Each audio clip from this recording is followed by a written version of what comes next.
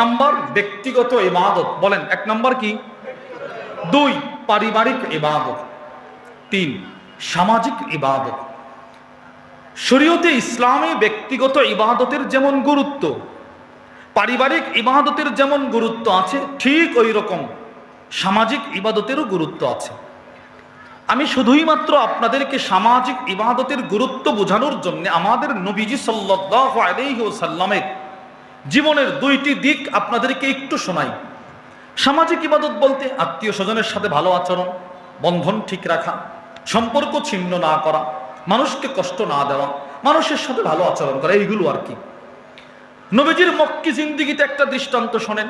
আপনারা সকলেই জানেন রাসূলুল্লাহ সাল্লাল্লাহু আলাইহি ওয়াসাল্লাম পরবর্তী যখন সর্বপ্রথম নবীর উপরে কোরআন নাজিল শুরু হলো, পুরো শরীরে নবীজির জ্বর চলে আসছে, রাসূল কম্পন শুরু করছে।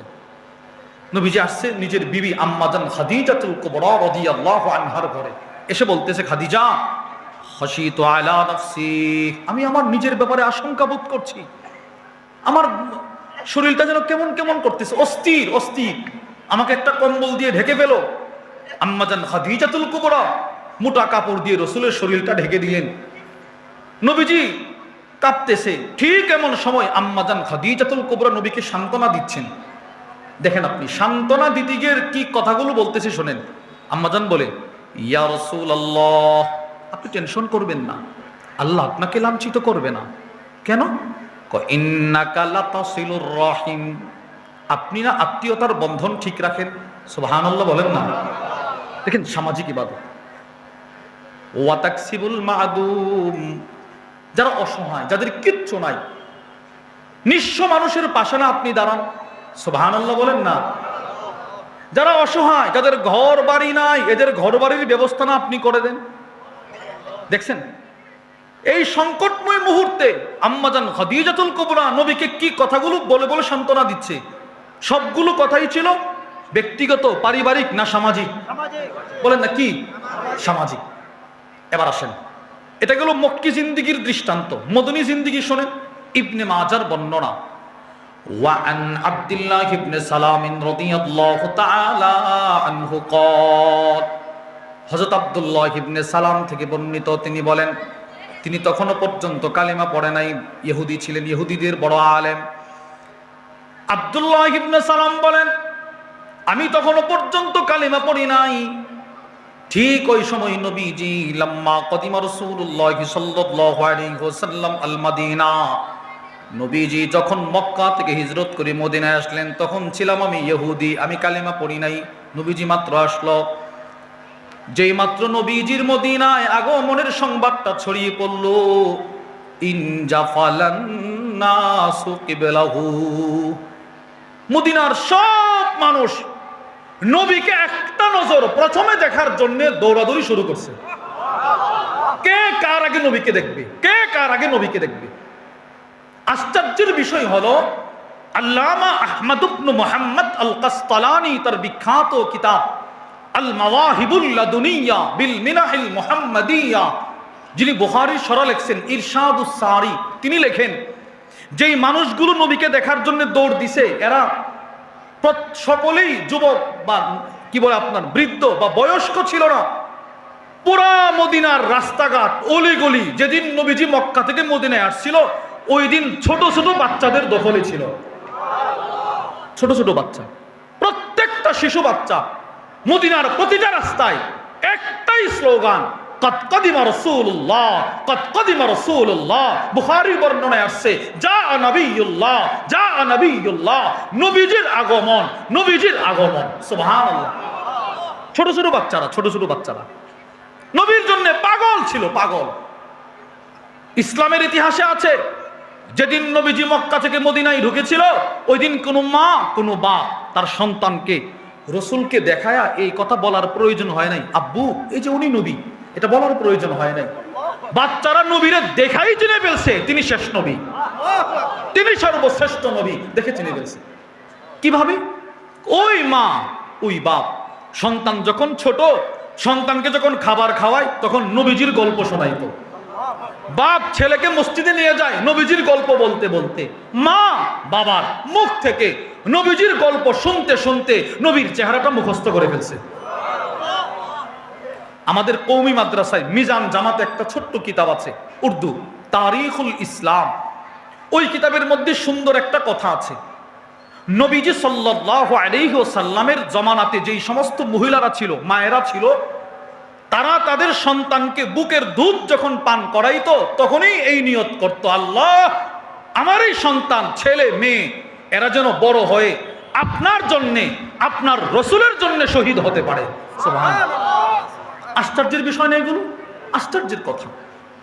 এই জন্য কখনো কখনো 10 বছরের শিশু সন্তান, 9 বছরের শিশু সন্তান নবীর সাথে যুদ্ধে যাওয়ার জন্য মাটিতে হামাগুড়ি দিয়ে কান্না শুরু করত, আমি যুদ্ধে যাব, আমি যুদ্ধে যাব।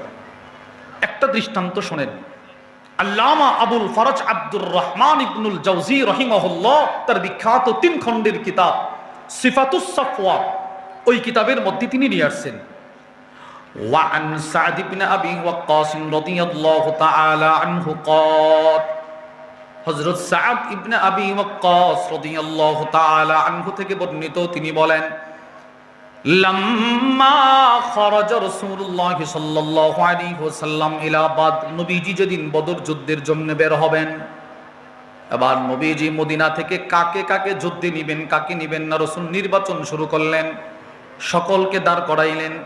যারা বিশিবৃদ্ধ রসুলেদেরকে বলতে লাগলেন, আপনারা দুর্বল থাকেন মদিনায়, যারা যুদ্ধের জন্য প্রস্তুত এদেরকে নবীজি নির্বাচন করছে। 313, এক বর্ণনায় 314, আরেক বর্ণনায় 315। সিরাতুল মুস্তাফা শরহুল বিকায়াতে পড়ানো হয়, উর্দু একটা কিতাব, ওইটার মধ্যে আছে 313 অথবা 314 অথবা 315, যে এই 3টা রেওয়ায়েত পাওয়া যায়। প্রসিদ্ধ 313 বদরি সাহাবী, যতজনকে হোক নবীজি নির্বাচন করলেন। হযরত সাদ ইবনে আবি ওয়াক্কাস বলে, আমি হঠাৎ করে তাকায় দেখি আমার ছোট্ট একটা ভাই, তার নাম ছিল উমাইর ইবনে আবি ওয়াক্কাস, এরে তাকায় দেখি নবীজি যাদেরকে যুদ্ধের জন্য নির্বাচন করছে, আমার সেই 10 বছরের ছোট ভাইটা ওই সৈন্যদের পিছনে লুকিয়ে লুকিয়ে ঘোরাফেরা করতেছে। আমি তার কাছে গেলাম, ফা আখাযতু বিয়াদিহি, আমি তার হাতটা থাবা দিয়ে ধরলাম, ধরে বলতেছি, ফাকুলতু লাহু মালাকা ইয়া আখি, উমাইর তুমি এখানে কি করো, তুমি এখানে কেন, যাও বাড়িতে যাও। তো উমাইর কি বলে জানেন, ছোট ভাইটা বলে, ভাই আমি কেন বাড়িতে যাব, আমি এখানেই থাকবো। তুমি এখানে কেন থাকবা, কেন আসছো? আপনারা যে কারণে এখানে আসছেন আমিও সেই কারণে আসছি। সুবহানাল্লাহ। আরে আমরা যুদ্ধে যাব, তুই কি যুদ্ধে যাবি? আমি যুদ্ধে যাব। না তোমাকে নবীজি নিবে না তো। আমি যুদ্ধে যাব। আরে তোকে নিবে না তো নবীজি যুদ্ধে? আমি যুদ্ধে যাব। হযরত সাদ ইবনে আবি ওয়াক্কাস বলেন, আমি আমার ছোট ভাইটাকে আর বোঝাইতে পারলাম না। ফাউরিদা আলা রাসূলিল্লাহ সাল্লাল্লাহু আলাইহি ওয়াসাল্লাম, আমি নিরুপায় হয়ে আমার ছোট্ট ভাইটাকে নবীজির সামনে উপস্থিত করলাম। ইয়া রাসূলুল্লাহ, এ আমার ছোট ভাই, এ আপনার সাথে যুদ্ধে যেতে চাই, আপনি কিছু বলেন। ফারাদ্দা, আল্লাহর রাসূল বললেন, উমাইর তুমি ছোট মানুষ, তোমাকে যুদ্ধে নেওয়া যাবে না, যাও তুমি বাড়িতে চলে যাও। যেই মাত্র নবীজি বললেন তুমি বাড়িতে চলে যাও, সাথে সাথে হযরত উমাইর নবীজির কদম মোবারকের সামনে মাটিতে গড়াগড়ি করে কান্না শুরু করে দিলেন, না আমি যাব, না আমি যাব, আমি যাব। আল্লাহর রাসূল বলেন, তীর চালাইতে পারবা? না না। তরবারি চালাইতে পারবা? না না, তরবারি তো তোমার চাইতে লম্বা, তুমি কি তরবারি পারবা চালাইতে? না। তীর চালাইতে পারবা? না। তো তোমার যুদ্ধে নিয়ে কি করব? হযরত উমাইর ইবনে আবি ওয়াক্কাসের জবাবটা শুনেন, সে বলে, লাআল্লাল্লাহ ইয়ারযুকানি শাহাদা, ইয়া রাসূলুল্লাহ আমি জানি আমি তীর তরবারি চালাইতে পারবো না, কিন্তু কোন কাফের যদি আপনার দিকে তীর মারে, আমি একটা লাফ দিয়ে আপনার বুকের সামনে আমার বুকটা দিয়ে আমি আপনার জন্য শহীদ হব, শহীদ, আমি আপনার জন্য শহীদ হয়ে যাব, শহীদ। ওগো আল্লাহর রাসূল, আপনি যদি বদর যুদ্ধে শহীদ হয়ে যান, আমরা মদিনায় কার পিছনে ফজরের নামাজ পড়ব? আপনি যদি বদর যুদ্ধে শহীদ হয়ে যান, আমরা মদিনায় আর কার সাথে খেলাধুলা করব? আপনার নবী, আমার নবী মদিনার প্রত্যেকটা বাচ্চার সাথে নবীজি খেলাধুলা করতেন। সুবহানাল্লাহ। নবীজি প্রত্যেকটা বাচ্চার সাথে খেলাধুলা করতেন, সময় দিতেন, সময়। মুসলিম শরীফের বর্ণনা ওয়ান জাবির ইবনে সামুরা রাদিয়াল্লাহু তাআলা আনহু قال হযরত জাবির ইবনে সামুরা থেকে বর্ণিত, তিনি বলেন সাল্লাইনা মা রাসূলিল্লাহি সাল্লাল্লাহু আলাইহি ওয়াসাল্লাম সালাতুল উলা। হযরত জাবির বলেন, আমি যখন ছোট ছিলাম একদিন নবীজির সাথে সালাতুল উলা আই সালাতুজ যুহুর, যুহরের নামাজ পড়লাম। যুহরের নামাজ পড়ার পর সুম্মা খারাজা ইলা আহলি, নবীজি নিজের পরিবারের দিকে রওনা হলেন। মসজিদে নববীর সামনে একটা খেলার মাঠ ছিল। যেই মাত্র নবীজি মসজিদ থেকে বের হইলেন, ফাস্তাকবালাহু বিলদান, ওই মাঠে কিছু ছোট ছোট বাচ্চারা খেলাধুলা করতেছিল। তারা যেই মাত্র রাসূলকে দেখলেন, নবীজি মসজিদ থেকে বের হইছে, সবগুলো বাচ্চা একটা দৌড় দিয়ে নবীকে জড়ায়া ধরছে। নবীজির আখলাকটা দেখেন, একটা বাচ্চাকেও নবীজি বলে নাই সরো সরো, না। হযরত জাবির বলে প্রত্যেকটা বাচ্চার গালে এইভাবে ধরে ধরে নবীজি বলে, আব্বু তুমি কেমন আছো? সুবহানাল্লাহ। প্রতিটা বাচ্চার গালে ধরে নবীজি আদর করতেছে, আদর করতেছে।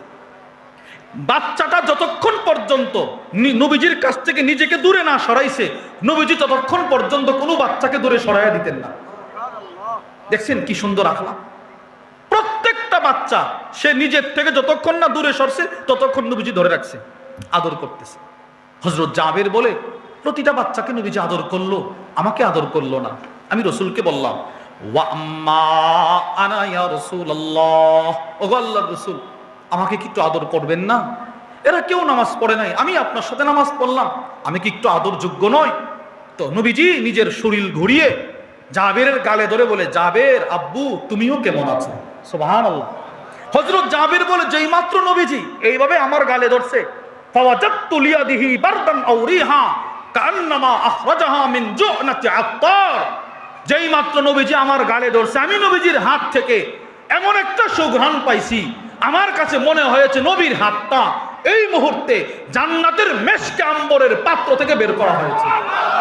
এই পরিমাণ সুঘ্রাণ ছিল নবীর শরীরে, এই পরিমাণ সুঘ্রাণ। আল্লামা ইমাম ইবনুল হাজার আসকালানী রাহিমাহুল্লাহ তার বিখ্যাত বুখারীর শরহ ফাতহুল বারীর মধ্যে লেখেন, কানা রাসূলুল্লাহ সাল্লাল্লাহু আলাইহি ওয়াসাল্লাম ইদা মাররা ফি তরিকিন মিন তুরুকিল মাদিনা, আপনার নবী, আমার নবী মদিনার কোন রাস্তা দিয়ে একদিন যদি কখনো হেঁটে গেছে, ওই রাস্তার দুই পাশে যত গাছ ছিল, গাছের যত পাতা, প্রত্যেকটা পাতা থেকে নবীজির সুঘ্রাণ সপ্তাহ পর সপ্তাহ পরেও পাওয়া গেছে।